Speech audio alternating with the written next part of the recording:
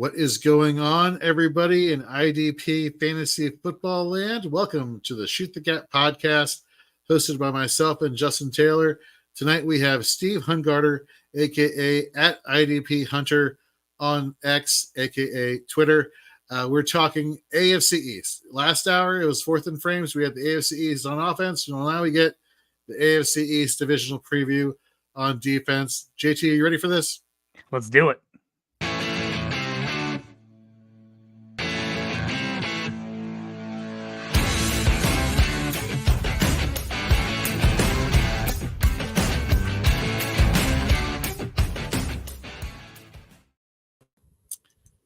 All right, as I mentioned earlier, we have Steve Hungarter.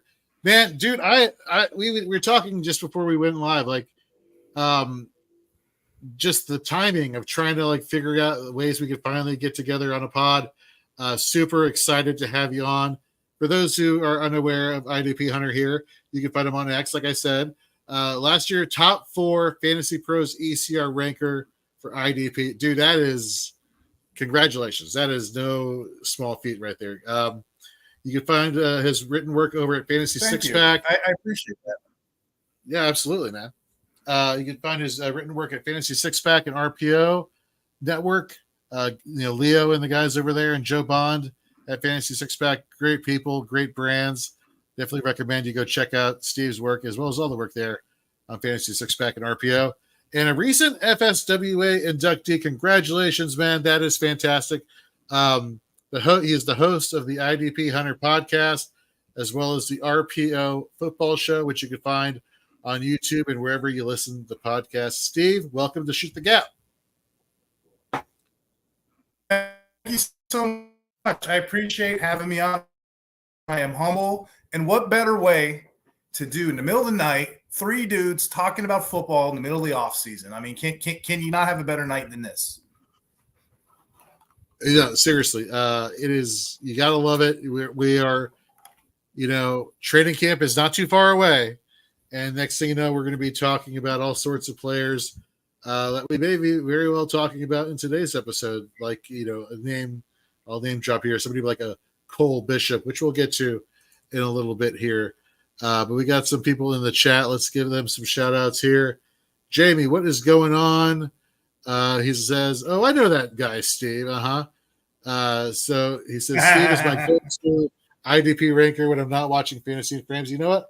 Watch us both. How about that? I don't normally self-promote or like to brag, but I was having a really shitty day at work today. And the one thing that did brighten up my spirits is what Jimab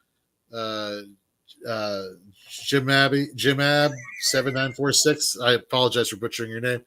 I did get Fantasy Pros most accurate analyst for wide receivers.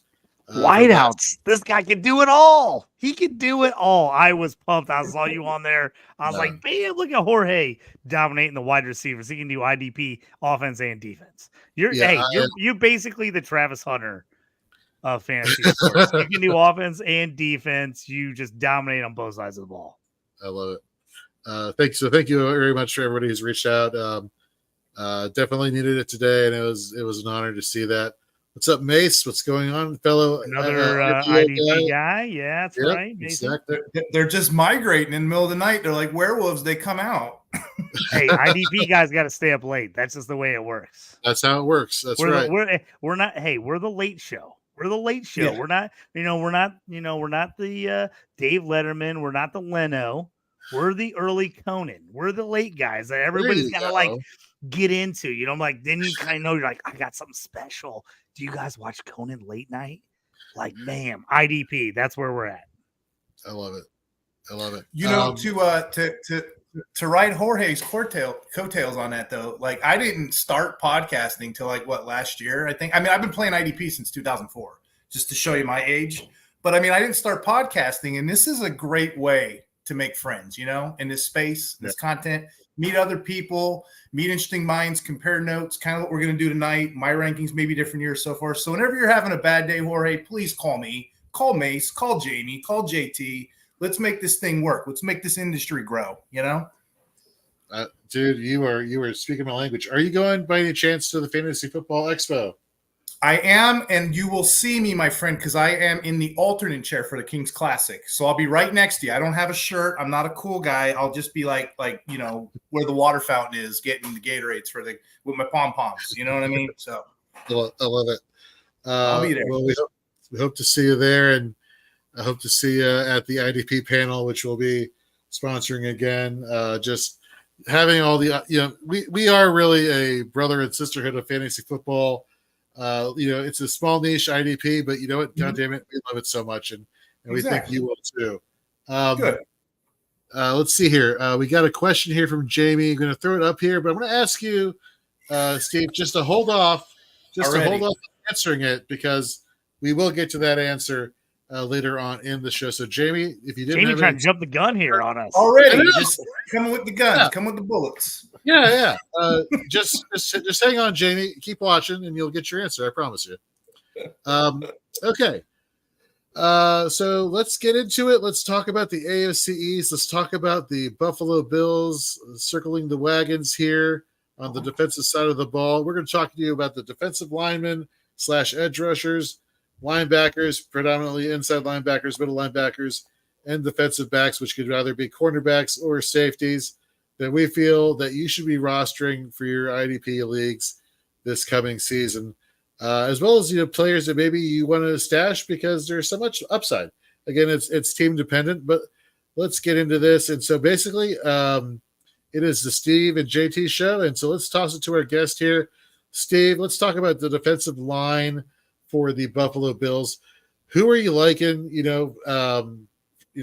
It's for so long, it's been a rotation, and then last season they brought in Leonard Floyd, and then he's one and done. He's now in San Francisco. So who are we going with for fantasy purposes from the Buffalo Bills on the DL? Yeah, I like what you did there, Jorge. Pretty much age before grace. I get it. Put me on the host. But I'm going to give a sleeper pick here, and it's going to sound a little weird, so just bear with me. I'm going to go with my sleeper's Greg Rousseau. And a lot of people would be like, wait a minute, Rousseau, he was drafted first round, 30th pick, 6'7", 266 pounds, had a 4.6 speed at the combine. He's a high pedigree guy, but he hasn't really developed on the NFL level yet. And there's a reason, and you just alluded to it. The Bills have been running a 4-2-5 scheme for about 2 years now, a little bit over 90% of the time. So they're basic. That's their scheme. They're pretty predictable. What they do a lot is they rotate their defensive linemen out. So guys like Rousseau, they're only getting 35 to 45% of snaps. Now, and I know, guys, that ain't going to cut it. You need at least 60 to be, with the big boys. So that's not really his fault. So, I went back all the way to 2022 and I looked at it, and all the defenders on that line were getting rotated in and out, probably about 30% or more. This year, I'm expecting different. I'm expecting him to get adequate high volume snaps, because if you look at the climate right now at the Bills, you look at that depth chart, Leonard Floyd's gone, Von Miller's aging, and he's actually coming off the bench. All Rousseau has to do is beat out guys like Casey Turnhill. What's the rookie's name? Javon Solomon. I mean, there isn't really anything else there. I'm expecting them to use Rousseau a lot more this year. And again, playing the ADP game, playing drafts, a lot of guys might not notice in the offseason. This is the best time to be trading. But that's my first guy for you, Rousseau. All right, JT, what are your thoughts on that? I love that call. I just don't think the Bills' D-line is as deep as it's been in the past, and I think they're going to be in a lot more games that are real close. And I think they're going to have to play their studs. I really do. And Von Miller, the great player that he's been, is this the year where the age finally catches up? All the injuries finally catch up. He feels like we're going to throw him in on pass rushing downs only, and that's the only time we're going to play Von Miller. I just don't see a lot out of him. I love this pick. I think he's a guy that, you haven't got the snap share. I think he gets it this year. I think he's a steal. If you can get him in drafts, I think you can get him in trades. I don't think he's anywhere near the IDP, the ADP where he should be. Right. I think he's way low way low. So I love that move. And then AJ Epinaza, again, another guy that's a younger guy, has another year under his belt. I really think they end up leaning heavily on these two guys where they don't do the rotation as much as they have in the past. And part of the reason I don't think they run the rotation as much, like Steve said, I just don't think the talent is behind them that they've had in the past. When those guys were backing up studs, you're like, oh, well, we got to get the young guys some play too. Well, now I'm just like, I don't love the guys behind them. And that's my worry. You got Miller. I think he's going to play some.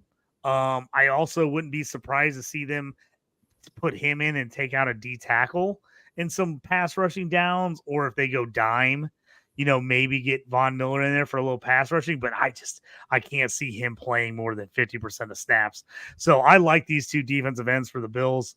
I just think the games are going to be close. I think they're going to need the pass rush big time this year because I think that AFC East is going to be a battle to win and make the playoffs. I think it's going to be real close. So I like both of these DNs.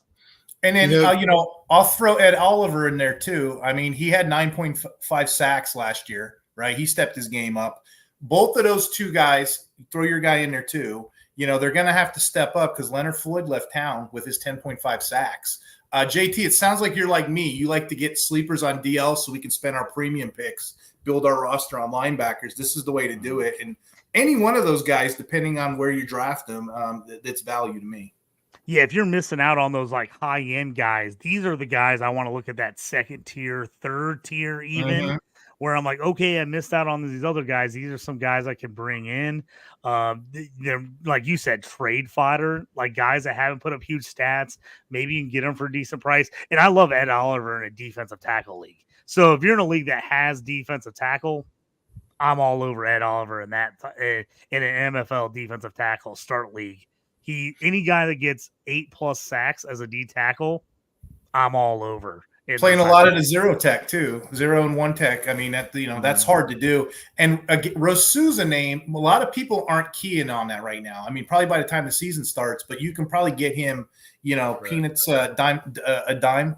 I've got him in a ton of leagues, and I'm in an auction startup league right now, and he's sitting at the top of my queue, and I'm just waiting for people to run out of money so that I can throw him up there and no one can outbid me for him. So that's like he's just sitting there. I'm just waiting, letting people spend a little more money, and then I'm hoping to get him real cheap because everybody doesn't have enough money to outbid me for him. Let's go back a couple seasons. Like his name was on the radar for people because if you remember Von Miller's first year in Buffalo, there was all the talk about Rousseau went to Von Miller's pass rushing academy, and those were quite the tandem until Von Miller, I believe was it an ACL or an Achilles? It was a season-ending injury, regardless. And then we just haven't seen, the same since. And both of you brought up Ed Oliver. I feel like he's been the most consistent one in terms of snaps on the field, and it kind of shows because we talk about snaps, we talk about how opportunity dictates everything when it comes to IDP. You could throw all the efficiency metrics out the window if you're not getting on the field enough to make these plays. Maybe a fluke play every once in a while, but not a consistent performer. But you go back to last season using Fantasy Pros' IDP scoring, Ed Oliver was the defensive lineman, not just for a defensive tackle, but defensive lineman overall, 19, averaging 9.4 points per game. So I'm with you, JT, that in defensive tackle leagues, he is definitely somebody that I would target. I'm not ready to say in DL only leagues that he's somebody that I'm going after.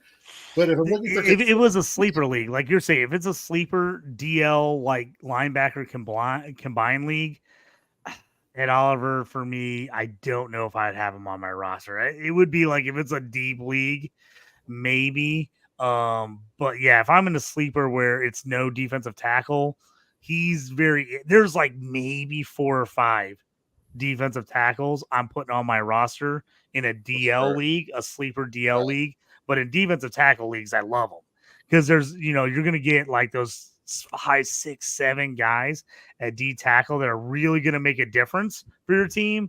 Everybody else, I mean, honestly, you're farting in the wind. You're hoping they score anything for you. Like you're just throwing a D tackle in and being like, please get 1.5 tackles, 2 tackles, and a QB pressure, or a QB hit.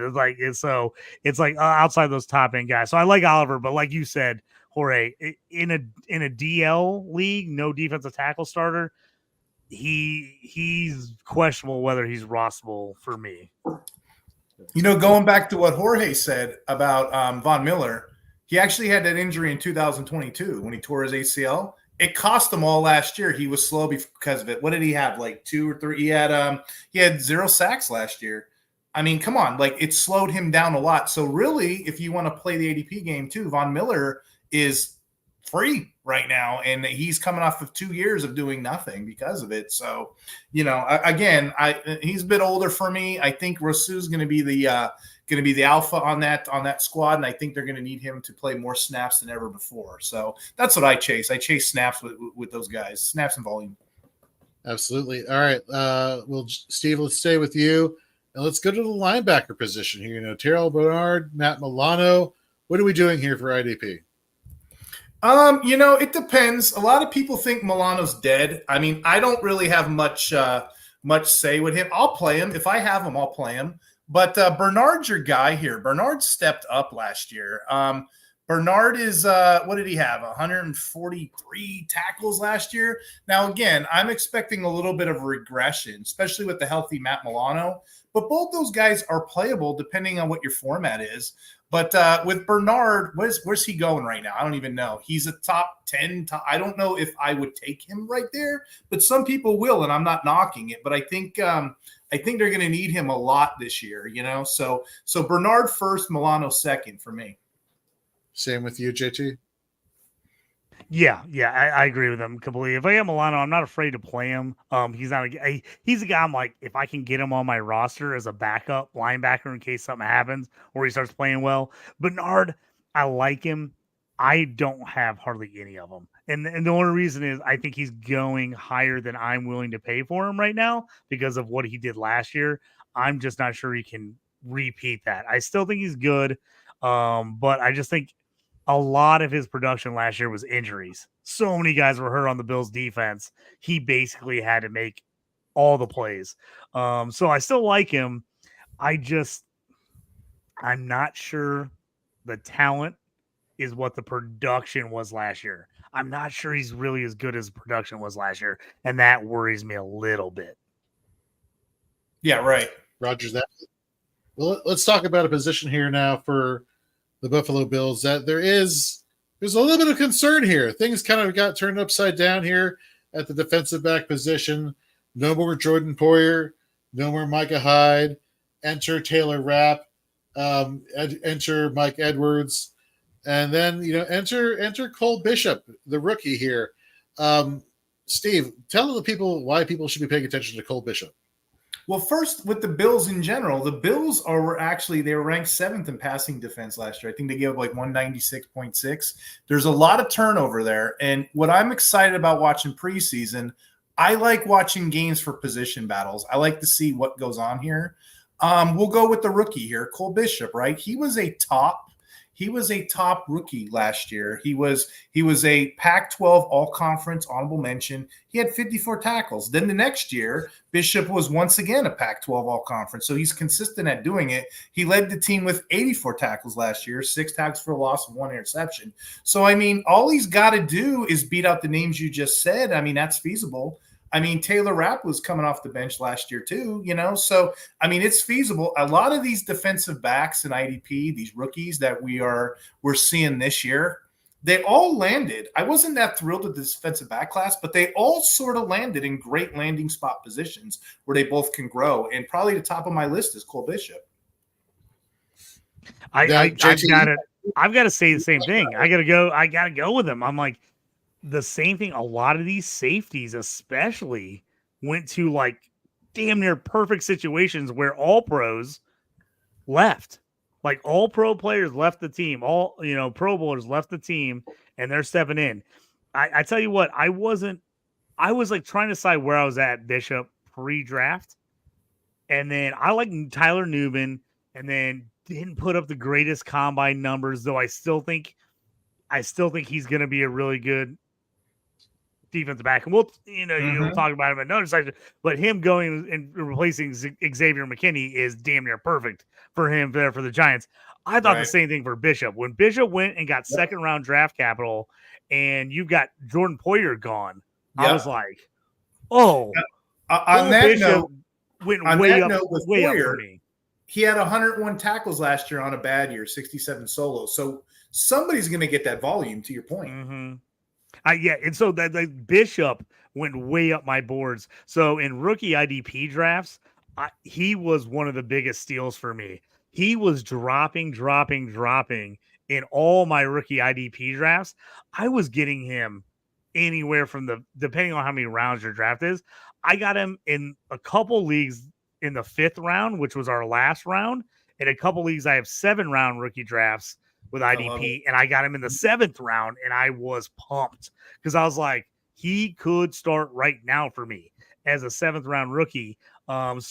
He's one of those guys, especially if you're in a contract league where you get where you can lock up a guy for 4 years. Oh, there you go. I was trading back into every league to get him in the last round because I wanted him for 4 years at the cheapest possible price I could get him. Because if he even does 75% of Jordan Poyer's production, 85% of Jordan Poyer's production on a basically brand new defense, you're going to get a stud. So if you are, it's redraft season, or it's approaching redraft season, I should say, and you have a moderate sized bench and you're punting the defensive back position, is he somebody that you would roster or would you leave on waivers, Steve? Me personally, I play in deep leagues. I'm psychotic. I have 32 team leagues. I have 164 team league. I'm nuts. So I may not be the right exception, but my taxis are loaded with offense. I will and defensive back is like an afterthought to me. I don't really have a lot of defensive backs just stashed for a rainy day, but I know just most of our formats, I know defensive back's going to be out there. And I know DL 30 to 50 is going to be out there just because there's so many teams running nickels, dimes, dollars, 4.25s nowadays. So I wouldn't keep him, but that shouldn't discredit the talent of the player. But like JT said, if we're drafted and you're in the 4th, 5th round, there's a great run at DB. There's tons of them. I mean, we can spend a whole podcast naming them, outside of Nubin, Bullock, Bullard. There was tons of them this year. They all, even Cooper DeJean, if he ends up getting the slot spot Eagles, there's tons of them this year. They all landed perfectly. But yeah, for me, I don't necessarily chase defensive back. I more so play it off waivers or I stream it. Jamie here in the chat trying to antagonize both myself and JT, saying we all love DBs. Not you, bite your tongue, Jamie. Fight words. Just like kickers, DBs matter as well. Right. Now, so I was reading, for those who haven't, in our stat junkies like myself, I was reading Warren Sharp's profile book for the 2024 season for fantasy. For those who don't know, Warren Sharp is this analytical genius, basically. He put out his 32 team guide, and I was looking through it, and I noticed that the Buffalo Bills ran dime 81% of the time. So now we're talking about basically all the defensive backs. All the defensive backs are on the field. In cornerback specific leagues, who are you targeting, Steve, for the Buffalo Bills? Well, I mean, you got Taron Johnson there. He's the veteran now. And actually, I would take it a step farther. If I was stuck on a DB3 on a week 7 Thursday night, I would play him, regular leagues. But Taron Johnson's your guy there. And there's a bunch of guys that can get rotation play. But, yeah, I'm expecting him to have a good year. He usually has solid years. Just for some reason, he doesn't get the fame. Nice.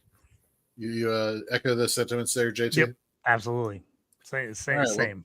Yeah. All right, gentlemen, let's take our talents to South Beach. Let's talk about the Miami Dolphins here.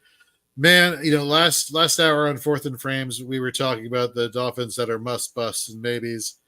And, I did a little recap of the 2023 season, and it really was a tale of two halves where you had the offense being complementary to the defense being complementary to the offense.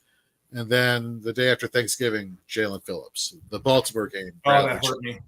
I mean, so many players were just falling down left and right. They had to bring in Melvin Ingram off the street, who was coaching his kids' Pee Wee league. He wasn't even like working out or whatever. He just showed up one day and he was I don't think is going to call me off of my son's tackle football team this year to play in the NFL, but it would be awesome. I would die in one play. As soon as I get hit by one player, it would be all over for me, but I would be pumped just to have the jersey on. But dude, this, I mean, I don't know about you guys. This Miami defense, I feel like, is the biggest question mark in the entire league. Like, they have players. We love the names. You go down the roster and you're like, stud, stud, stud, stud.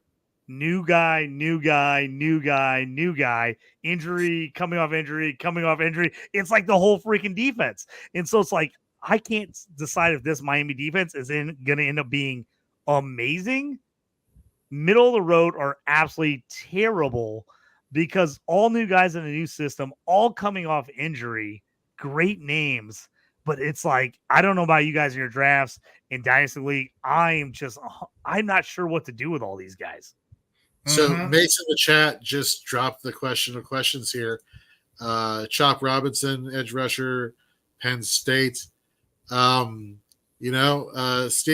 sorry to say what you put in your notes here, but yeah, Phillips and Chubb, they're working their way back. Although Jalen Phillips said he'll be ready for week 1. Mace is in my head. He's in my head. He knows where we want to go with this. So what are your thoughts? Obviously for rookie drafts for Dynasty, he's obviously somebody that people have been drafted. But for redraft league, if you're punting defensive linemen and you do like a filler, or maybe we get to the bye weeks and either Chubb or Phillips aren't ready, is he somebody that you pick up on waivers? Like, what are your thoughts in general on Chop Robinson? So can we go back? Can we talk a little bit about Jalen Phillips with that Achilles injury? It was week 12. Sure. It was at New York, the Jets, right? That is correct. Yeah, the Green Monster is undefeated. It took out Phillips and Aaron Rodgers that year. I'll tell you. Injury. Yeah. Dude, so many people have gotten hurt there. So many people have got hurt in New York. It's crazy. So you got Phillips on an Achilles injury, and like I said, apparently he's the Terminator because he's going to be ready to go at the beginning of the year. I'm a little skeptical. Then you got Bradley Chubb on the other side. He tore his ACL. This is the one that concerns me. December 31st. Second. December. So how the heck? So yeah, there is an opportunity. There's a path. Thank you, Mace, for bringing it up. Chop Robinson. If he's ready to go, he can shine the first couple weeks of the season. That's going to be a waiver wire darling for people. And to answer your question, Jorge, I've been actively pursuing Chop Robinson. This was a great defensive line rookie class. And after the Verses, the Turners, I actually like Verse a little bit better than Turner. That's a little bit of a risky because a lot of people love Turner, but they forget 2 years ago, Verse had the better stats. But anyway, Verse, Turner, you get those guys off the board, you start going. Chop Robinson's sitting right there. And he has all the PFF metrics to blow it up. So, yeah, if you're looking for a sleeper right now, Miami Dolphins got Chop Robinson. He's going to have to play a ton of snaps to start the season. We got Jamie in the chat saying he took Chop in a 32-team league. You know what? Smart guy. JT,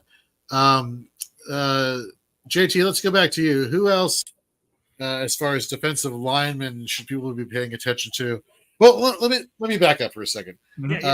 Continuing with the trend with Phillips and Chubb, name value is going to push their names up, people's pecking order, I think, which is unfortunate. Do you pay up for a Jalen Phillips in an early draft pick for defensive line, or do you wait for the value because he is coming off of injury, JT? Yeah, man, I tell you what, I'm avoiding both those guys if you're in redraft. I don't want to take the chance on them. I can't do it. In Dynasty, if I can trade for them, I still like both those guys. But man, if I'm making that move, I want to make sure I have clear-cut starters ahead of those guys, and I'm just looking for value. Because man, it's like I would not want to. I know they both say, "Oh, I'm going to be ready week 1." Even if they play week 1, there is no way they're playing significant snaps. They'll play a little bit just to kind of test it out, but I can't see either of those guys going full bore until at least 6-7 weeks into the season. I just can't see it. Especially Miami, if they get off to a decent start and think they're going to be in the mix for the playoffs, they're not going to risk it. So that's got me a little worried with them. I like Phillips a lot, but man, those Achilles. Oh, your defensive lineman, the explosion. I mean, it's one thing if you're a quarterback that sits in the pocket and steps and throws, but man, Achilles, like you can get in a 3-point stance. Your Achilles is on fire immediately when you get in a 3-point stance. Like it is the thing getting stressed that worries the absolute living shit out of me as a defensive end with an Achilles. So I just don't think you're going to see much from those guys. Long term, I still like them. I just would not want to be counting on either one of those guys this season. I feel like if you have them and they do something for you, it's going to be it needs to be a complete bonus at the end of the year that they're playing well and you can use them. Yeah, and then caveat that point too. I'm not going to pay up for a defensive lineman, elite or not, unless I'm like championship ready. I'd rather run a skeleton crew on IDP, but us guys like us, we know we can kind of go deep and late with it. I'm gonna look at snaps. I'm gonna look at volume, and I'm not sure. I love those guys. They're my top 5, but I don't know if they're going to get it, especially early on. So. I think that my biggest issue too is when those guys were really putting up stats last year is because Miami was getting out on everyone and they were able to just pass rush. Man, that schedule looks rough this year. That defense is super questionable. I think they're going to be in a lot of close games. So I don't think they're going to be able to just line up and tee off. Right, like they did for quite about half the year last year when they felt like the whole second half of games they were just blitzing the entire time and bringing the house. So I don't think I see that coming again this year. Steve, who is a player on the defensive line in general for the Dolphins that people can put some faith into, if any? Good question. So there's a guy named Zach how do you say it? Siegler. He had 10 sacks last year and it went unnoticed. Nobody pays attention to Zach Siegler. I don't know why, but he's a really good interior player, and you can't help but think, well, Wilkins not there now. The other person, they have 2 other people there. They got Roquan Davis, who's more of a run defender, and they brought in Calais Campbell, which, again, he's kind of like – he's at the end of his career. I shouldn't say that. You can play him as a deeper leagues, what have you. But it's going to be Siegler, and he's going to be doing his thing this year. A lot more volume. So, again, if you got to play DT-dependent leagues and you're putting the position – and that's another thing you said earlier, JT. When I first started playing IDP, DT was a lot like tight end. You get the Kelsey, you get the whatever you're, I got to have Aaron Donald. That's it. You could punt. You could stream defensive tackle. There's so many Harrison Phillip types out there right now. There's so many. You can go, 14, 15 deep, and this is one of those guys. So, yeah, that's why I wouldn't pay for the position, especially if you can get him. But I do think he's going to have to be the leader of that interior line and make things happen. Yeah, and I feel like I bring this up every show, Jorge, but I feel like I have to. The change, especially if you play on my fantasy league, changing guys in 3-4 defenses, considering defensive tackle now as opposed to DN, is a major difference. I mean, it's a monster difference. I mean, we used to only play nose tackles and like 3 techs were considered defensive tackles, but guys like Sealer, Cam Hayward, those guys are in a 3-4 defense that are technically playing defensive end, but now are considered for my fantasy league purposes as D tackles because they're interior, make a big difference. So, like Steve said, those guys now, there is a lot more of those guys available than there was 3-4 years ago as far as fantasy purposes, because really, if you didn't have Aaron Donald and you didn't have DeForest Buckner, you were pretty much shit out of luck. Like, and you were just playing any random guy because all of them were scoring you 0 points to 3 points, and you literally, freaking fist pumped if you got 1 sack out of that guy ever. So it does make a little bit of difference, but that's where I always harp on. You got to check your league and how do they count those guys? Because in sleeper, they're the same as defensive ends. So it's like, do you really want them? As opposed to my fantasy league where now if you get one of those guys and you can play him at D tackle, you actually can get a little bit of an advantage. I'll tell you exactly where it changed, though. The 2019 draft class, if you go back 2019, Quinnen Williams came in the league. That's a starter, right? Then you had Ed Oliver, same draft class. That's another starter. Then you had Christian Wilkins. Then you had who else was in that class? Draymond Jones, but he plays once in a while, right? Jeffrey Simmons was in that class. So that's 4 start. That's why we can stream. Yeah. You can go deep. Dexter Lawrence was in that class. You know, we think about Dexter Lawrence. And a ton of those guys playing 3-4s. So they're like an interior guy, but they technically can still pass rush. So in the past, we thought defensive tackle run stuffer. That's all you're getting. Right. Fill a gap, get 2 or 3 guys to block you. That's all we care about. Well, no, those guys now, they're like, hey, they can tackle, they can rush the passer. And they can run a 3 front. We can exactly. We can run a 3-4 because those guys are such like athletic beasts that they can get double teamed, but they can still put pressure on the QB. And it's changed the game. I don't have any kind of stats in front of me, but man, to your 5 years ago, I don't want to go off the rails. 3-4, yeah. I don't want to go off the rails, but to your point, Quinnen Williams, the guy we'll talk about later, he was double teamed 70% of his snaps last year, and he was still getting home. So yeah, these guys are a brand new breed. They're not the I can't think of a player. They're not the I can't think of an old school player right now. You know, the guys of yesteryear. You know, the bulky guys. Well, you think of those. You think of like the Vita Vase, you think of the Vita Vase. I was thinking of the Ravens guy. Big dudes that are just always like, hey, just fill the line, like just take up space and let everybody else make the play. I mean, these defensive linemen are legit like athletes who are making plays. Tony Saragusa, that's what I was trying to think of. Yeah. They don't have those anymore. They have these guys that can run faster than us and jump like Spider-Man. So, all right. Before we get to the linebacking situation here in Miami, just want to say thank you to all of you that are watching right now. If you do us a favor, head over to our YouTube channel at Fantasy and Frames. Hit that subscribe button as well as that notification bell so you're notified when we put out more awesome fantasy football and specifically IDP fantasy football content. So thank you very much for tuning in. All right, JT, linebackers.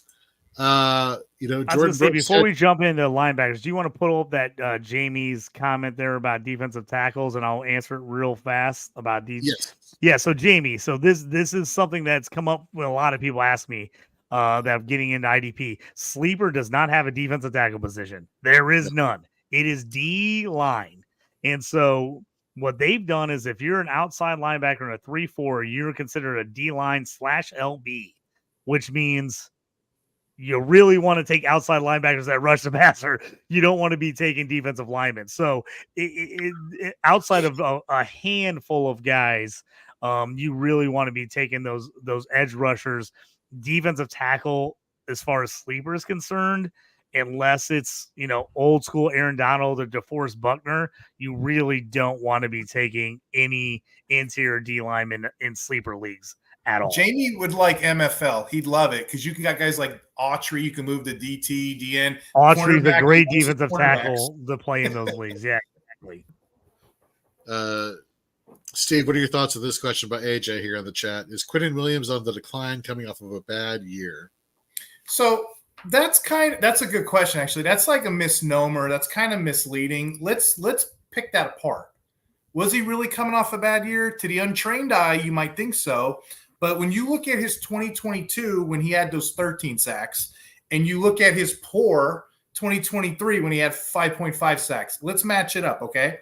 In 2022, he had 84.6 pass rusher grade. In 2023, he had a 90.6 pass rusher grade. Okay, let's keep digging. Run defense, 77.7. 2023, 90.4. In 2022, his pass rush win rate was 12.4. In 2023, his pass rush win rate was 15.1. As I said earlier, he was double teamed 70% of the time. Sacks are so fluky. We don't chase sacks, AJ, because it's almost like touchdown dependent on the offensive side of the ball. The guy was doing every single thing he could. And if you have owners in your league that think that he's on a down year or he's not putting it together, you trade for him now. You buy the dip, like Mark Cuban says. Good calls. All right. JT, let's go back to you. Linebackers for the Dolphins. Jordan Brooks heads over there in free agency. Yesterday, I saw a report that David Long is slated to wear the green dot as we are talking now, July 17th, 2024. For those who don't know what the green dot means, it basically means you're the play caller on defense and you are never coming off the field, aka snaps, opportunity. Who are you having more faith in? I know I'm shaking my head. I am not a David Long guy at all. Yeah, I don't like David Long. I mean, I'd want nothing to do with him. I'm actually a little shocked that he continues to be a starter in the NFL. I'm all over Jordan Brooks. I know he's coming off injury, but even when he came back off of injury last year for Seattle, he was pretty productive at the end of the year. He's the guy I want in Miami because Long I don't like at all. I love Anthony Walker from back in the day as a Colts guy. The injuries have just piled up. I just don't know what he's got left. It's been an uphill battle for him the last couple of years, so I can't see him really making a huge difference there. I want Jordan Brooks. I still believe in Jordan Brooks. He's still pretty young. He's one of those guys got in the league young, so he seems like he's a lot older than he is. I need to look it up. What is he, 27, if I'm correct? I'll look it up in 2 seconds. But I want Jordan Brooks. I think he ends up being the difference maker in the middle of this defense. And this is the year, if you're going to buy him now. Coming off the injury, moving teams. He was a, top 20 guy the last couple years. So this is the year to buy him, falling a little bit. I'm buying the dip on it if I can. I actually just took him in an IDP charity league for this season. I think he's going to be sneaky good. So Jordan Brooks is my guy. I don't want David Long and Anthony Walker. Why I love him, I think time and injuries have caught up with him. Yeah, I was trying to think of something positive to say about David Long. I mean, he has played the green dot with Tennessee years ago, but you would have to think he would have tried to beat out Jerome Baker last year. It didn't work out. There's no way he's beaten out a specimen like Jordan Brooks. Jordan Brooks, here's some fun facts for you. The past 3 seasons, injuries or not, he has not failed to make at least 100 tackles. Okay, in 2021, like you were talking about, when he was with Seahawks, he played the will. He played the right out linebacker on the outside, and he produced 184 totals from the outside. He led the NFL with 109 solos, too, that year, if I'm not mistaken. When he's healthy, he's a deal breaker, and you're right, he's going to be a discount right now. Last year he had 161 total tackles, and then the year before he had 111. So, again, context matters. There's no way Long is a better player than Brooks. They might just be trying to feel it out. The preseason is a weird time. It's a mystery. I can't figure that out either, to be honest, Jorge. Well, let's talk about the defensive back position. And he's younger than I thought. He's 26. So Jordan Brooks is 26 years old. He, like you said, he has the only year he's had under 100 total tackles was his rookie year where he played 14 games and didn't start the whole season. And he still had 57 total tackles. So, I mean, and this is a guy, who's gotten hurt, has some injuries, still has produced. I'm a Jordan Brooks believer, especially in Miami, where I think the rest of that linebacking core is poo-poo, honestly. All right, Steve, let's stick with you. Defensive back, what are we doing here for the Miami Dolphins? Yeah, Miami's kind of interesting because that coach, he likes to get his defensive backs going. It's just the way the scheme is. It's just the way they play over there. So I kind of like Holland and Poyer here. The Dolphins run a 3-3-5.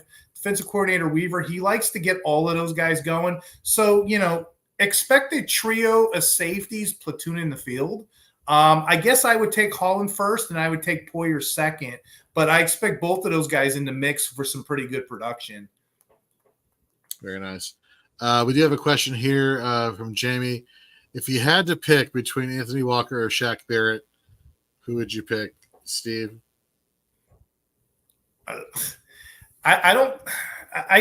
Anthony Walker is not getting on the field unless we have an injury. Shaq Barrett, there's a path, just like the Bob Robinson thing. There's a path. He may get on the field somewhere. And one thing with Shaq, he could pass rush.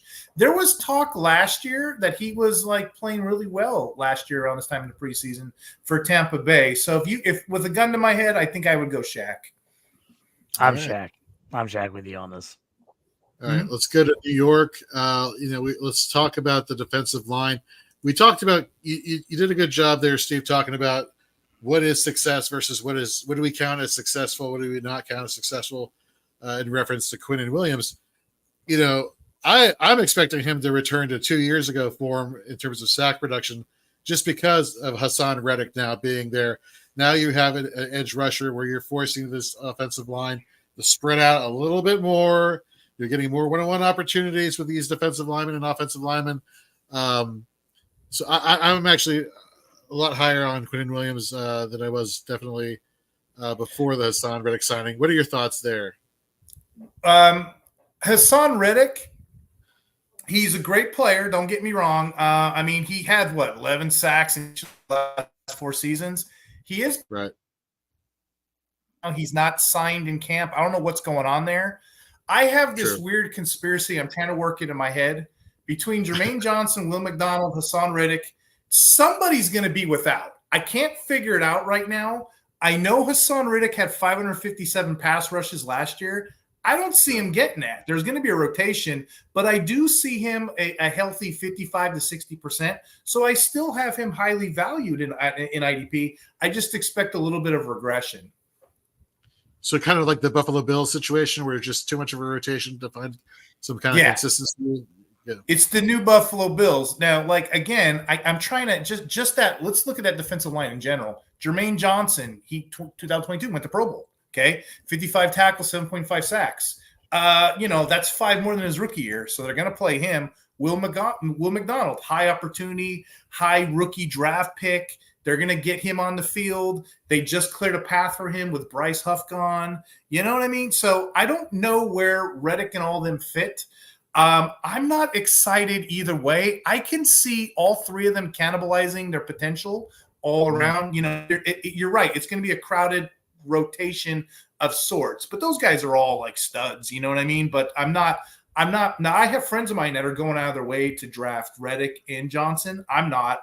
If it falls to me, I'm doing it. But I'm not breaking my hips to go get him. I'm still holding on to my dynasty share of Will McDonald, and I'm holding out hope that he eventually pays off and I can move him off my taxi squad onto my roster. But I'm awaited. Yeah, we'll see when that happens. Or I am in the same spot. I get McDonald a couple spots. I'm holding him. I'm like, But here's the thing: is whenever those guys get high first round draft capital, I mean, you sign Reddick, who's a guy, right. who's shown he can do it. But man, you want to be right as a GM. You want to be right as a coach, and you want those first round guys to be the guys. So again, I think they're going to get some. I think hit it on the head. I think it's going to be a rotation. Who ends up being the guy that gets home and gets the most sacks is going to be interesting. But I think there's just no way that they don't play these first round guys. Like they don't at least give them a share of the playing time. So it could be interesting there. But like you said, if they're rotating all those outside guys, staying fresh, and they're having to stay on top of them, that makes Quinnen Williams look a lot better, doesn't it? You can make a case for all 3 of them, to be honest. You can, but I just don't know where it's coming from. You know what I mean? Considering you want to play every single guy, you know what I mean? Yep. So that's my only concern. I've always liked Reddick. Don't get me wrong. He's kind of like the analogy I like to use on my show. When you look at the top 7 players, the Hutchinsons, the Crosbys, the Garretts, they're all Ferraris, right? They're all Corvettes. He's like a Volkswagen. Doesn't get you anything tackles. He'll get you a sack or 2. He'll get you home. He'll drive you home from work. You know what I mean? He'll get you home from work. Nothing really sexy about it, but he's always right after those guys. You know what I mean? I'm just a little concerned because a lot of that. Now, I'll tell you another thing. The Eagles have they're strong. They're all about their defensive line rotation. I don't know how it's going to equip because we got a lot of mouths to feed over here with New York. And these are just the starters we're talking about. There's guys on the bench that I kind of like prospect. So we'll see. We'll see. Don't forget you have Solomon Thomas there now. You got right. Yeah. You said Volkswagen. I don't know if I would say that. I'd maybe give them a step up to a Subaru. Volkswagens do have it's import. It's an import. I guess Subaru is as well. Never mind. Let's move to players we can have some faith in. Linebackers, JT. CJ Mosley coming over from Baltimore a few seasons ago. He had some injuries. He, I think he sat out the COVID year, if memory serves me correctly. He wasn't sick. He sat out. He came back. He's been playing lights out. But Quincy Williams, he's somebody that I'm really keeping my eye on in terms of where I'm drafting him, where I can get him. What are your thoughts on draft value for redraft for both of these linebackers, JT? I mean, I like both these guys a ton. I mean, I think Quincy Williams is highly underrated. I think he's been underrated for a while. CJ Mosley's still getting it done. So he's getting older, but he's definitely a guy. I'm not, and we've talked about this in the past, when I'm playing Dynasty, I'm not as worried about having young guys on defense. I want producers on defense. Like, I don't need to stash guys on defense like I do on offense. Like, I want producers. So I have no problem with either of these guys, Mosley or Williams, or both of them. I mean, they're both going to put up a lot of tackles. I think in Dynasty, obviously, Quincy's going to go. I would assume he's going to go a little earlier just from the age side of things. But, I mean, Mosley's like a Bobby Wagner to me. Those guys, both of them, they just keep making tackles. They're just smart. They make plays. They don't have to be the biggest, strongest, fastest guy. They just freaking know how to play inside linebacker. They just do. That's who they are. And so I have no problem taking those guys and living and dying with those guys on the inside. So both these guys are two of my favorites. I would take them anywhere and everywhere if I can get them for the right price. Steve, we got a question in the chat. Quincy Williams or Taylor Bernard at linebacker? What would you pick? Quincy Williams and go to bed, Jamie. Yeah, well, his next one should tell you all you need to know, Milano or Brooks. He just wants me to load his whole team. Go Brooks. Well, Brooks over Milano there. Didn't we And the have next one, Phillips and Reddick is Come the on, next dang one. it. This year I'm probably going Reddick just because I don't know if I love Phillips. Long term, if I don't have to start one of these guys, they're kind of my backup. I'm taking Phillips because I like Phillips long term over Reddick. I'll go Phillips because, again, Reddick's 30? I think I can get value. I think I can get Jorge. I think he'll give me a 7th round pick and a bucket of crabs. I don't know. Maybe he'll give me something, some sunflower seeds and a seat at the expo, maybe a beer. I don't know. So I can probably get off Reddick and just hold Phillips. That's probably what I would do. It'll take a couple of beers, but I think you're onto something. You can split a plate of crab cakes. What's interesting that you said, JT? Crab cakes. That's my guilty pleasure. But what you said earlier, we had a question about C. Williams and CJ Mosley. When you look at apples and oranges, CJ Mosley, 32 years old, 152 tackles. That's my guy, tackle premium league. That's your LB1 in the Jets. But when I look at Dynasty, as you said, or big play scoring, I'm going Quincy Williams first. So that's an excellent question. 95 tackles, 2 sacks, interceptions. They're two great players. They profile different ways when you look at them. So big play scoring, Dynasty, Quincy, tackle premium everywhere else. Quincy Williams, 100 combined tackles, 3 of the last seasons. PFF had him 81.1, Run Grade 70.4. Then you had CJ Mosley on the other side, 150 combined tackles for another 3 seasons. He hasn't missed a meaningful game since 2019. And, his coverage is excellent. But that's how I relate those guys. Scoring matters, context matters. You know this in IDP. Depending on what league I'm in, depending is what the order I will take which one. Well, speaking of taking somebody, if you had to take a defensive back for fantasy for IDP on the New York Jets, who are you rolling with there, Steve? Right? Yeah. So we see it every year.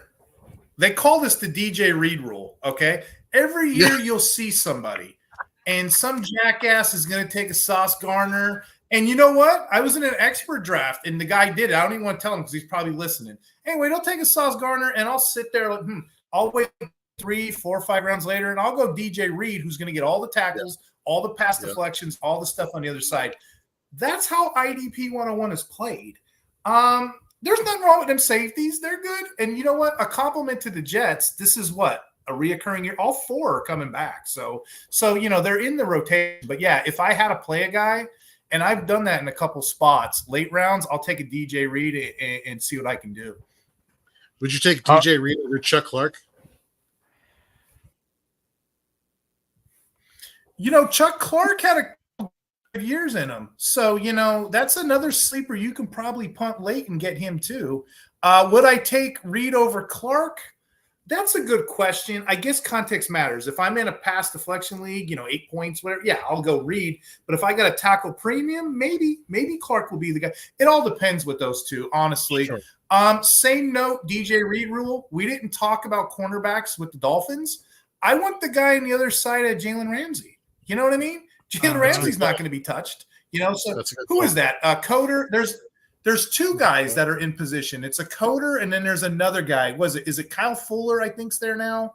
It's Kyle Fuller, isn't it? Yeah, he had a couple years, but I want the guy to get picked on. You know what I mean? Yep. I mean, looking at last year, like you said, Reed. Mm-hmm. Reed, 76 combined tackles, 9 pass deflections last year as a quarterback. 76 tackles as a quarterback because they are going at him every play if they can. So yeah, I used to always tell people that if I'm taking DBs, I want DBs that are on bad defenses where they're having to make every play. So I'll give you another one. This is just one for the audience, a little freebie. Put this in your toolkit. I'm not afraid to draft a stud corner rookie. When Sauce Gardner came out, hey, those first 4 or 5 games of the season, quarterbacks are going to target the hell out of him. But you better be ready to trade him and get off him quick. You want to make a pretty penny in your drafts? Take the Cooper DeJean or Dijon, however he says his name. Sounds like something you eat. It sounds like a handyman meal or like lasagna. Dijon, whatever. I'll get that guy. And then I'm going to give him to some, poor unsuspecting soul. Because that's how I play, It's like they're like the stock exchange, But yeah, I'm not afraid to draft them. I don't want to have them on my team. Very nice, very nice. All right, let's move on to our last team here in our IDP AFC East Fantasy Preview. Talking about the New England Patriots. Man, my guy and Nate Markham, who's our director here of IDP Fantasy Football here at Fantasy and Frames. He knows this. I talk about him for years. For years, he just doesn't get the respect. I think and all he does is produce. Matt Judon was off to a great start last year, a couple games doing well. I believe he tore his tricep season-ending injury. Now you're hearing reports that he's not happy with the contract situation with New England. All these bad things, not liking the sound of this. That being said, if I can get Matt Judon at a value, it's hard for me to ignore his past. Or am I being too blind to the past that I need to start focusing more on the future, Steve? Well, you know what? I'm like you. I'm Marty McFly. I got my flux capacitor. I'm going back to the future or back to the past in this case. Matt Judon, when he's healthy, the last 2 years he was healthy, you had 15 sacks out of him and you had 12 and a half. So if I get a healthy Judon, I'll take a chance. It's not going to cost me a first or a second. But I like his chances better than the other guys the Patriots had. Anthony Hardaway, Mac Wilson, who's gone now. I would rather – and you know what? The defensive line of the Patriots, a lot of people, okay, the Patriots are a little gross, but total defense, they were 7th. Against the run, they were 4th. You got a competent defensive line, and there's a lot of guys in that rotation. Weiss, who puts pressure, Lawrence Guy, who's a run defender. Those edges are going to get after the quarterback. There is plenty of opportunity to grow. I will take another swing on Judon. Again, I never know. It's a guessing game with these players. What are they doing? Are they in Japan? What's Reddick doing? I don't know. What's Judon doing? I don't know where they're at. Just get the training camp in one piece. Play for me, but I'll take the swing. I agree. I want to take a shot on Judon. If I can get Judon, if I can get him cheap, either trade for him or somebody dropped him because of the injury last year. If you don't have I'm in a couple IDP leagues with like 2 or 3 IR spots, and teams get real desperate. They're like, I have to start someone this week. They drop guys like that, especially when they're older. If you can get him up off of waivers, I'm loving him. And I've been in a couple IDP best ball leagues where people dropped him. I'm grabbing him because I think Judon has still got something left. Again, like you said, when he's healthy, 60 tackles, double-digit sacks as a DN. Sold. So, and I think those best ball leagues, that's how you do it. You draft those hybrid on sleeper, you get the DLLB eligibility. That's how you're going to win right there, especially if it's a sack heavy league. Yeah, Judon, sign me up. Yep, so I love it. I'm in on Judon. I'm not giving up. I think hopefully if he comes back, doesn't sit out or anything, I like Judon. In the event that he does sit out, is there a sleeper, Steve, that people might want to, tuck away in the back of their mind, or when it comes to draft season? For the Patriots, I don't know if it's still a sleeper. Are people still sleeping on Barmore? That's the question. Because, Chris Barmore, what did he have? 6.5 sacks last year? He came out of kind of nowhere. He was a waiver wire darling. I know this because I write the waiver wire article on Fancy Six Pack, and I try to get that out like crack at midnight when the games are over. You know what I mean? But I'm like, who is this guy making all the plays and stuff? But yeah, Christian Barmore. If people still consider him, I don't know if they do, but if they still consider him a sleeper, he's a great pocket pressure guy. He stood out last year. Oh, he actually, he led the team with 8.5 sacks, not 6.5. That's what it was. Yeah, but I don't know. I don't know if people are still sleeping. I know you can get him later in drafts, but he's another I'm on him. Defensive tackle stud. If you're in a defensive tackle starting league, get him. I had him in a defensive tackle starting league, and his first 2 years, like if you looked at the PFF numbers and you looked at the grades, he was like off the charts. His stats didn't match it because he was getting double teamed. He was causing havoc, but he wasn't getting the stats. And then last year he kind of put it together. I think he was at like 65 combined tackles. I think almost 40 solos with the 8.5 sacks. So he really put it together last year. And you saw like, okay, still young, 24 years old. He was a guy, I think it was just turned 21 when he got drafted. So right. He's a guy that, and he was kind of banged up his second year, so people kind of forgot about him. But in a defensive tackle league, he's a sneaky buy for you because he's going to get you pressured from the inside. But I think he's a guy that if you look at everything he's done, he just keeps improving. He's one of those guys every year you just see it. If I can jump in here, you said second-year guys. That's another great strategy when you're playing these drafts and sleeper. Look for second-year guys because their ADP's buried. Jermaine Johnson last year was a guy like that. There's a rookie. I don't know if everybody's on right now, but he can have a role. Keon White from last year. He plays the 5 technique, so he can get put. I expect a bigger role out of him too, especially the other guys are run stoppers. So that would be your 3, your Judon, your White, or your Barmore. Let's talk about a guy who I don't know, and I don't think flying under the radar is the way to put it anymore, just because he had such a productive season at the linebacking position. Steve, who do you like at linebacker for the New England Patriots? There's 2 guys in here. I think the one you're alluding to is Bentley. Bentley had the 7th most pressures out of all linebackers in the entire league last year. That's the guy you want. I love drafting him. Like in a flex spot, late in tackle premium IDP scoring drafts, you can get that guy super late. A lot of people aren't on him, but because he never really got snaps historically. But last year he finally did, and he got 114 tackles, 4.5 sacks. There's another guy in here that I think's a sleeper, and he's knocking. He's looking, but Bentley is the guy I'm targeting. Nice. Yeah, I like Bentley a ton. I got him in a bunch of leagues. Like, again, he's not the guy that's going to be in your main starting lineup, but if you can play him in a flex, I love him. And then I'm in a couple deep leagues where like linebackers just get eaten up, and there's just no one on the waiver wire. You got to have guys start. I tell you what, in a couple leagues, Jelani Tavai just saved me. He saved me last year Sleeper, in a couple leagues.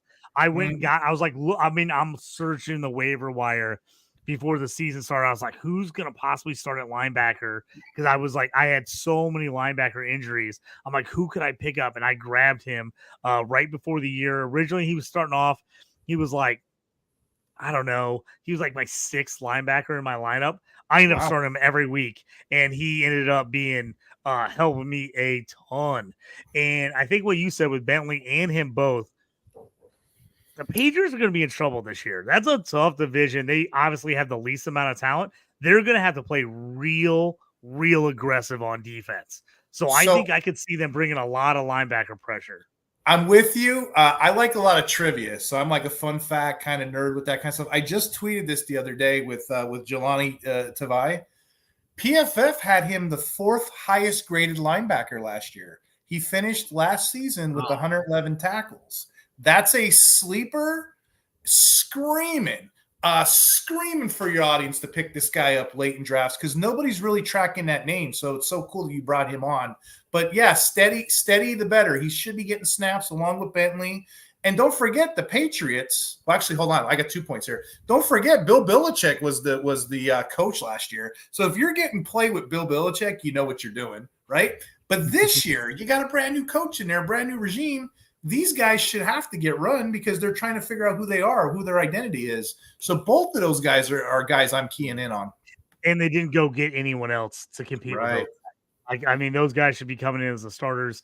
Tavay's a guy that I don't know I didn't look up the percentage of what leagues he's on, like teams he's on, but he's a guy that I'm telling you, there's quite a few IDP leagues. He's sitting on the waiver wire right now.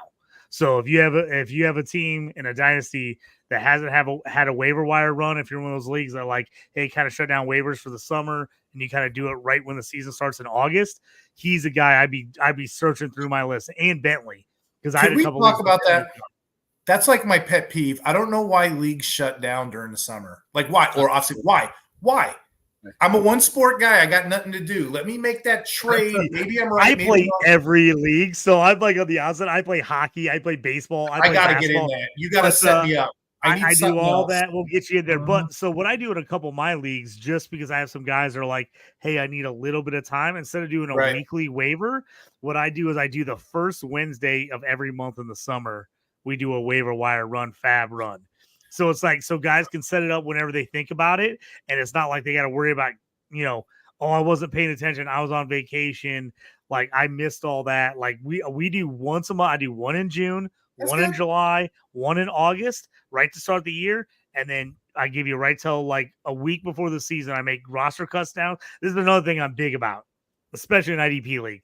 I think you should expand your rosters in the summer. I think you should expand your rosters by 5 to 10 spots and let people make pickups, make moves, and then you can always end up having to drop and then have one big, hey, I had to drop all these guys.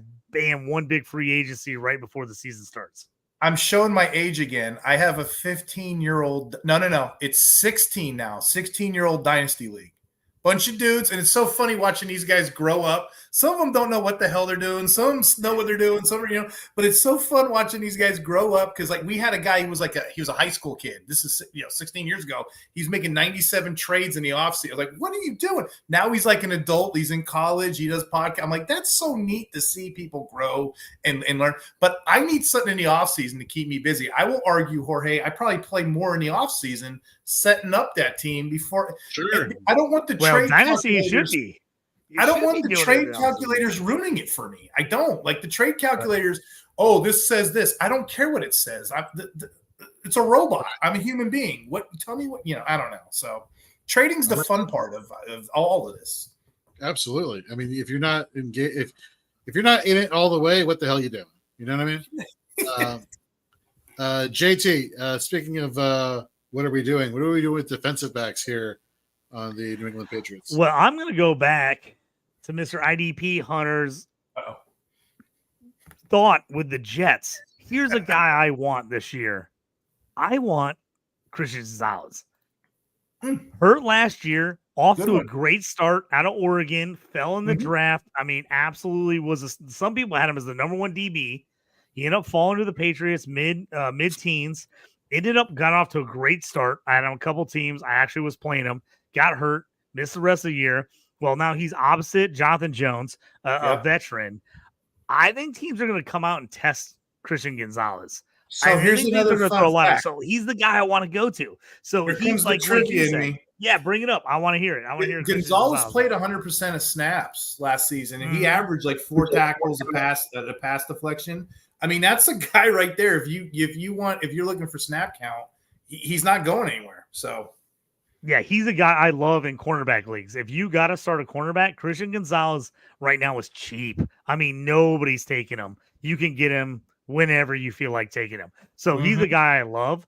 I'm picking him up. I know I saw a question earlier about DBs. Oh, here it was. Jamie We're put it up getting here. So I was slammed going to with bring it up real quick. questions. He was Mostly saying Jamie, but still. yeah, he's like, who's your top cornerback? And I think Gonzalez is one of these guys I want at cornerback. So if I'm out there looking for a cornerback, because first off, I think he's really talented. Secondly, because he was hurt as a rookie, I think teams are going to go after him still. And I think he's going to make plays. He said Hobbs, Snead, Witherspoon. I have to go with my boy, Witherspoon. ILL, INI, the Illini. Witherspoon is my absolute number one cornerback. He plays that nickel slot. He's a dog. He comes up against the run. We've talked about this before, Jorge. So people haven't watched the show before. Devin Witherspoon's my guy. So I actually would even take him in non-cornerback starting leagues. If you're in a sleeper league where you just have DB, I still want him because I think he's going to be a tackle stud for them. I love what they're building on that defense in Seattle. So I just want to see that as I was talking about Christian Gonzalez, I was going to bring in there, but I love Gonzalez. I think he is a super sleeper. I think he's going to be really good. And again, they're going to throw a lot of balls in the AFC East. So big play scoring, it's Witherspoon all day long. Big play, it's not even close. But like tackle premium everywhere else, it's a little bit closer, but it's still Witherspoon. Yeah. So if we're talking about Christian Gonzalez, what are we doing with oh my God, Kyle Duggar? What are we doing with Kyle Duggar? What are we doing with Jabril Peppers, who actually on sleeper he has linebacker, defensive back. I saw that he's like technically this free safety right now, but they have him listed as a linebacker play on sleeper. I thought that was really interesting. And there was a point last season where you were actually seeing equal box snaps between both of those safeties. Obviously, Duggar is the one that ended up having more box snaps, which is why you want to roster him more often than not. But can you make the argument that Jabril Peppers has some value, or is it Duggar all the time? Peppers flirted with DB 30 range all season, maybe a little outside of that, but yeah, he was a DB3 waiver, waiver pickup kind of thing. I played Peppers a lot of places. Duggar's the guy you want, though. What did he finish? DB 11 overall. He had 109 tackles. He played over 1,000 snaps. The year before that, Duggar had 78. Year before that, 92. So again, that was even when Duggar's biggest problem was getting snaps because Bill Belichick holds them like he gives them out like coal for Christmas. You know what I mean? So he finally is getting the snaps. He's getting to play. Duggar's who you want. I don't really know. Mapu's a bit of a mystery, but I really like Peppers. I got him, Jorge, in a lot of deeper leagues. I got him stashed away, tucked away, because he's going to produce when he's on the field. And most teams now are running these nickel dimes. So regardless of the format, these guys are going to be in play. But I would argue a Peppers somewhere in like outside the 32 range. Okay. All right. Well, that wraps up our talk about the AFC East from an IDP fantasy football perspective. Steve, we are running a little bit over, but I do want to get your top five at the main positions here. And you can just rattle off the names or however you want to do it. You know what? Screw it. I seeing as how I'm the boss, I guess I get to decide how long the show's going to go. So let's keep the show. Corey's like, I can do whatever I want. I can do whatever I want. Exactly. Drunk with power. Who are your top five out of top five defensive backs for fantasy from the AFC East? I would give you Duggar. I would give you Holland next. Holland needs a little context, though. Holland, 74 and then 69 combined tackles. He probably could have hit 90 last year if he didn't get hurt. But Holland is like a early DB2, fringe DB1. I had him as DB13 last year. I like Holland in big play scoring. We all remember all the big plays he did last year. They're frozen in my brain. But I really like Holland. And then right next to him, I like his sidekick, Poyer. Poyer, I think I said this earlier, he had a bit of regression last year, but he's going to be playing in the Dolphins that are very, very safety friendly. So those are my three. And then I guess it'd be a tie between the Taron Johnson, Taylor Rapp, depending how you like those guys at the Bills.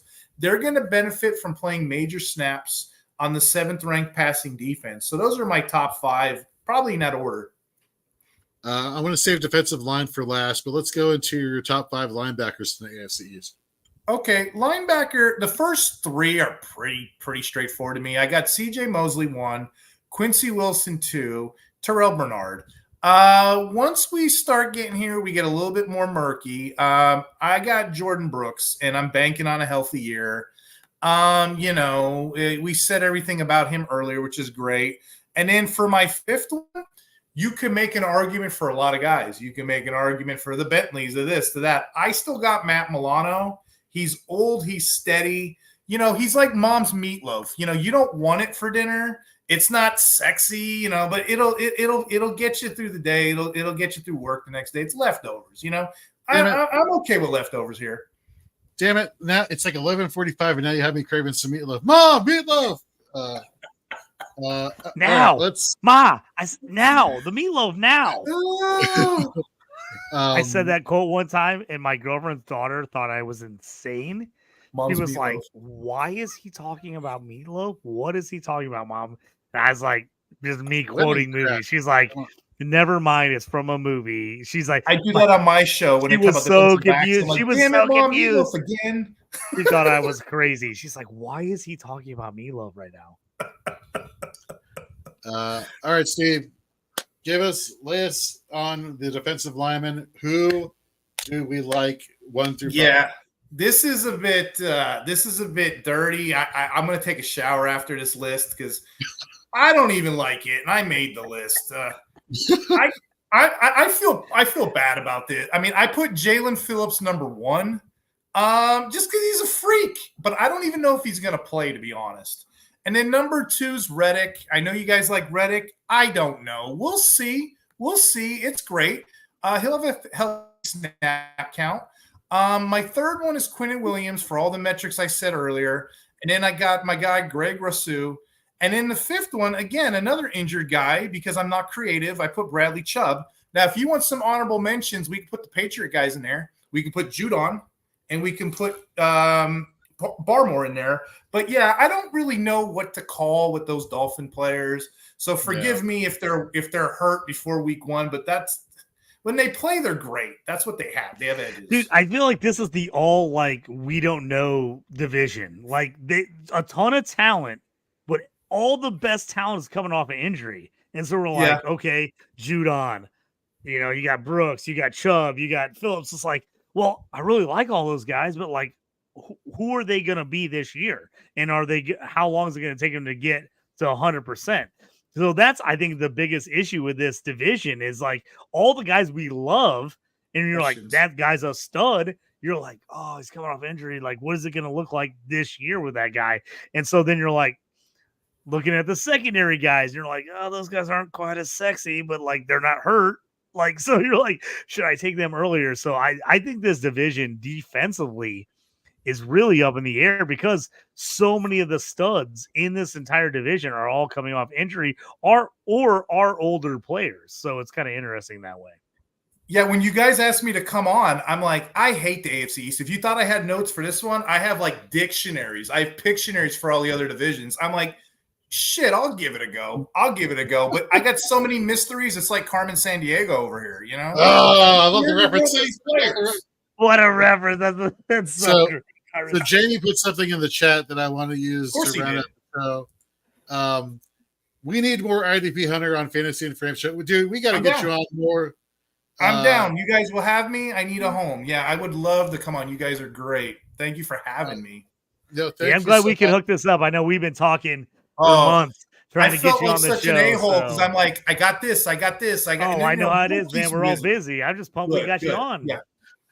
This is a fantastic, we did a really good job of talking about the surface level of things. We dug deep down into the analytics. We really covered a lot of the bases, and we really appreciate your time coming on the show. Please plug anything you want to plug. Okay, awesome. So, I'm on here, I'm representing Joe Bond over the Six Pack. So, I got to talk about those award-winning rankings. Thank you for mentioning me earlier. We were number 4 in IDP, but Joe was number 3 in offense. And a lot of his guys were top 10. They got golf, they got baseball, they got a lot of great award-winning rankings. we're running a promo right now. If you put F6P NFL, you can save 15% off. So check that out. And then I also, like I said, I'm on this Discord, the IDPcenter.com. It's an interactive website of 400 managers. We have trade calculators. We have best ball, combo, IDP leagues. You get advice from these guys. It kind of keeps me – I'm a one-sport guy, so I'm kind of active in that thing. It keeps me going. It's off for Reddit. It's beneath the Discord, and those guys are great.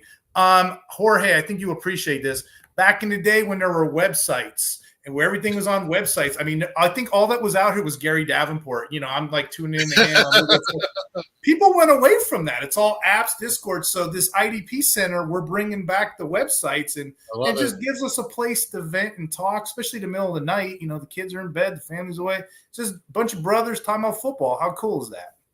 Love it. That's awesome. I always laugh at people are like, girlfriend's like, who are you talking to at 12:30? We're like watching a movie. I'm on my phone. It's like, who you're texting? I'm like, fantasy football nerds, me and other guys. I'm talking about trades. I'm voting on trades. I'm like on Discord, like talking about IDP.